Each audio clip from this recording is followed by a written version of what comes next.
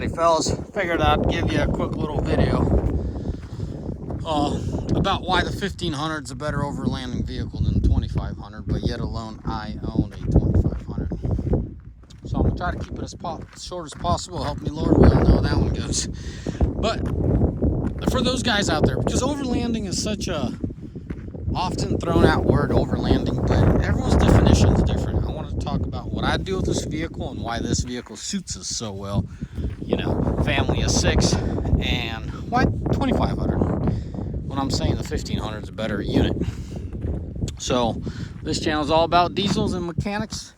We're going to keep it that parallel, but also we're going to talk about functionality of it. So video isn't for everyone.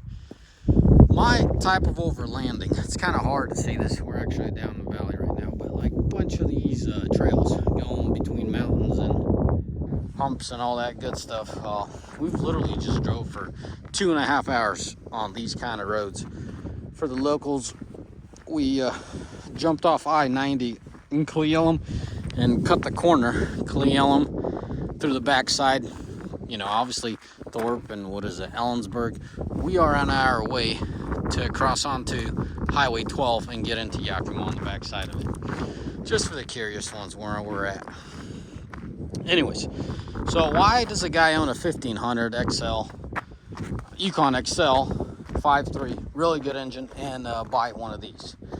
So on overlanding and overlanding solely, that's a better unit. Because the 5.3 has a much lighter setup.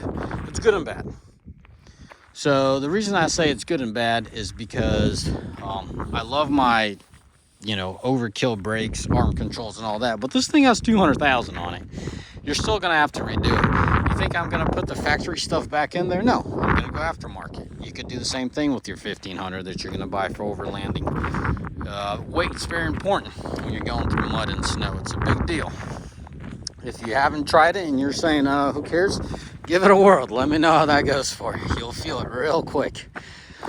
So I'm gonna run the parallels of the 1500, 2500 right after I kind of give you a walk around of how I have this thing set up, what I've done to it, and where I'm going with it.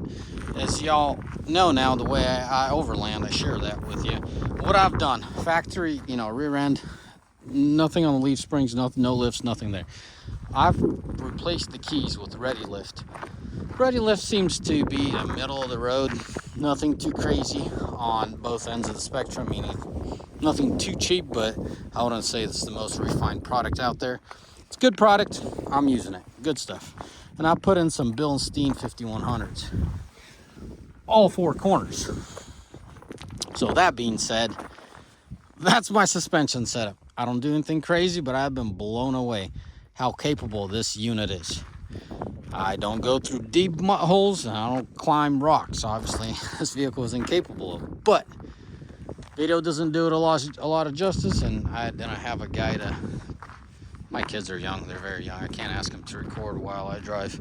My wife doesn't feel comfortable driving. I mean, obviously, these are all easy stuff. About half an hour ago, when we were on the side of those mountains, I mean, there's some sketchy moments, and definitely you need to keep all the eyes on the road there, and I was blown away. There's I don't cross certain lines, meaning if it's a heck no, I just don't even attempt it, but there's specific 2 places that I'm like, I'm gonna struggle with this one. It's, you know, it was getting close to my don't cross the line mark, and this thing climbed up at like nobody's business, and I've been blown away. A lot of it, I think, 2 contributing factors. And another reason, when I was searching, I had an 04 1500, and I went with this time around. Oh, I got lucky there. Look at that stubby little guy. Oh, I think that's might be a stud. So Mr. Stud. What was I talking about? The 1500. I don't like the StabiliTrak, guys. I don't like the 1500 StabiliTrak my own 4 had.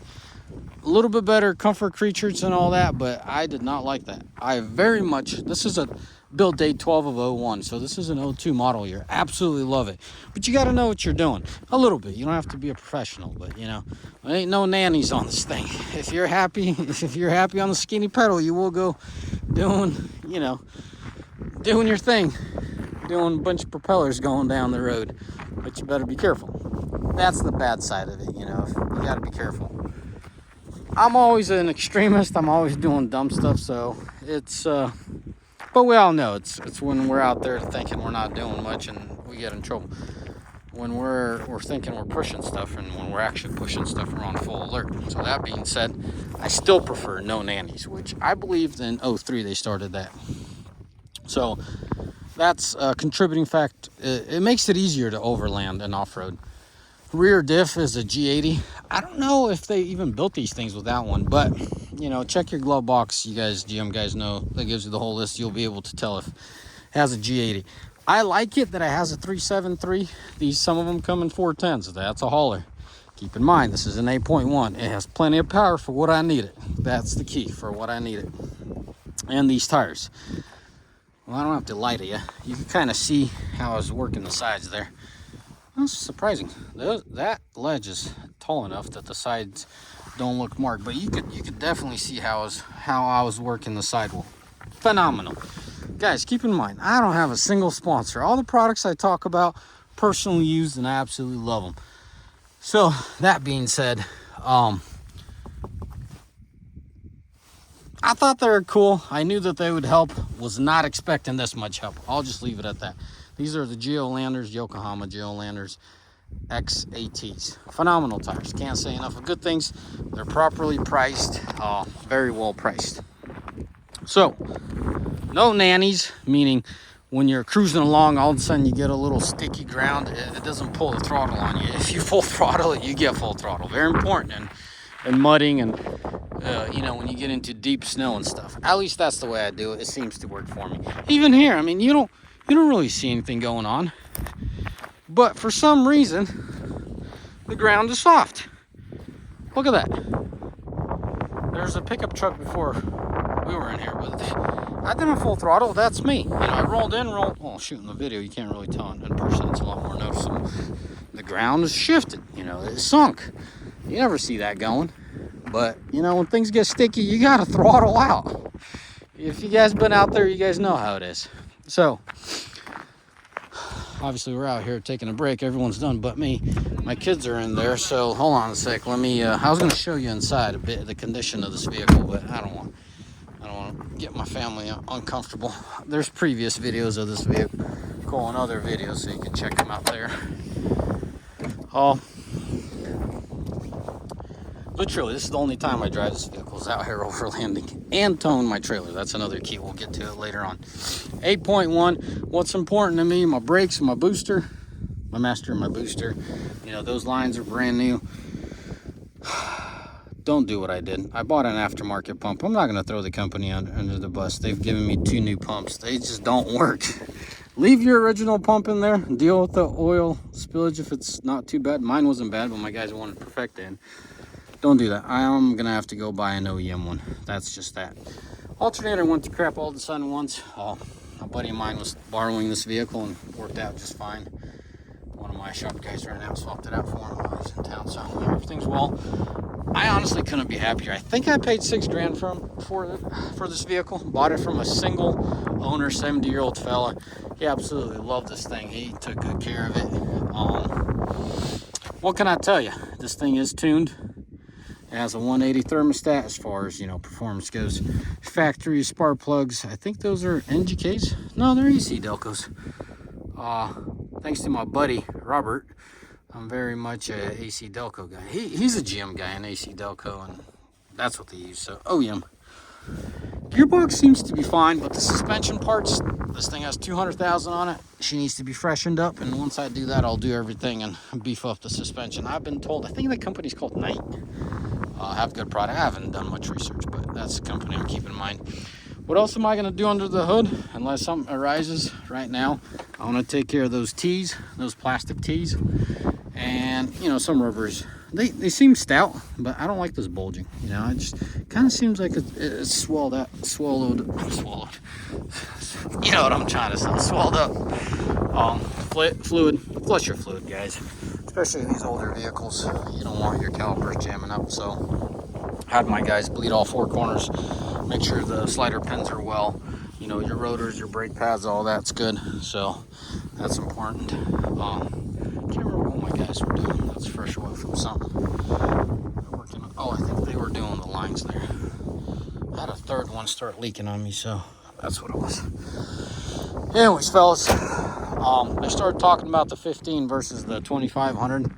Let me finish why I have this vehicle, and then we'll start talking about the 15 versus 2500. Why I have this vehicle. As a guy that has a 15, had a 1500 for a year, loved the vehicle. It was well. It didn't bother me too much. I could partially shut off that stability track. It was annoying, as I said in this video. I like my old school mechanics. I want to go when I want to go. I don't want a nanny telling me when I can and can't go. You know, teach their own. So stability track. Anyways, the all-time four-wheel drive. That truck, you couldn't just run four-wheel, two-wheel at your convenience. It was an all-time four-wheel drive. Something I wasn't too excited about. Definitely would be looking for the switchable transfer case if it was my daily. Being an overlanding vehicle, that was okay. Now, the 1500 comes with a 5.3. Phenomenal engine. I couldn't be happier with it. Best engine, in my honest opinion, for an overlanding vehicle. Power, durability, reliability, two sides, right? It's not the biggest thing on the road, but it's up there. This is one of the bigger vehicles. You need the power. V8, decent low end. I would, the key is, if I didn't want an ultimate overlanding, my definition of overlanding camping vehicle, mine's overlanding / camping vehicle, I would definitely stick to the 1500 as a sole overlanding vehicle. It is lighter. You notice it right away, jumping over those humps, and the way the front end sinks on the 25 versus the 1500. That's the key. That's the biggest thing, is weight, the front end, how the 1500 overlands and jumps. Because my 1500 had these 5100 Bilstein shocks. Just it's a lighter vehicle. That's all it is. You're going to say, Paul, what about the brakes and all? These are phenomenal. Keep in mind, both units are about 200,000. The 1500 was already, the front end was rebuilt. But anyone buying it off the street, you probably want to beef up the suspension anyway. So, if I were not to tow a trailer, my camper isn't the smallest thing out there. This is 8.1. It's a diesel replacement, but it still doesn't compete with today's day and age of diesel. So back in the day in 01, 02, it was it gave the diesel a run for its money. And especially right now, the way it's tuned, I love this truck. But I would not own this truck if I weren't to tow my camper. I like it, the fact that I could throw all my chairs and camping gear, right? Kind of camping and overlanding. You see the resemblance there and the similarity. Most of the stuff stays in here, you know, like 2/3 of the trunk just kind of stays in here. Obviously it's a mess now, but I got my basics, right? I'm gonna come along, my booster. This is the personal stuff aspect, but yeah, for an overlanding vehicle, phenomenal. I'd prefer the 1500 solely over that. As I said, brake, suspension components, you got to stay on top of it while you're out here and being an older vehicle. But being the front end, if I were to rebuild it, just like I'm going to rebuild this one in the near future, I'm going to make it even stouter. So that being said, yeah, I'm going to leave it at this. Quick rundown. My definition of overlanding is a bunch of trails. I like adrenaline rushes, but I got 4 kids and a wife in there. I ain't gonna do anything stupid. Well, I don't think it's anything stupid. Bunch of trails, sightseeing, dirt roads, service roads. Like, yeah, we're on the service road right now. If you go around the hump, there's antennas that they service out there. But it's beautiful. I wish I'd done this video higher up in the hills. As I said, 2.5 hours on this trail. It's phenomenal. I'll wrap up this video. Obviously, my family's done taking a break, and I've been out here for a minute, so gotta get back at it. Hopefully, you guys appreciate it. Let me know in the comment section what specifics you want to know about this vehicle. But I gotta get back to my family. Hope you know, I hope you guys appreciate me taking a minute from my family and making this video. This is the only time I really drive this vehicle. I take it out for the weekend. Right now we took a 4-day break, right? 4-day weekend. 2 of those 4 days we're out here just cruising these roads and having a blast, you know. Kind of checking out little towns. Shoot, you don't gotta go far. Just go in the neighboring town. Just go in your own town. Open up the map. See what you can see out there and explore. You know, sticking to I-90 is great, but just a little off of it. Next time you cruise down I-90, you're like, dude, I've been in those roads. I've been up in those hills. That's the point of life. Life's all about experience. Money comes and go, but experience and the time you spend with your kids, that's where it's at. Anyways, fellas, as always, Lord bless you. May almighty fine day, and Benny's behind the wheel as always, man. My youngest one loves Benny, run. All right, God bless you guys. Bye.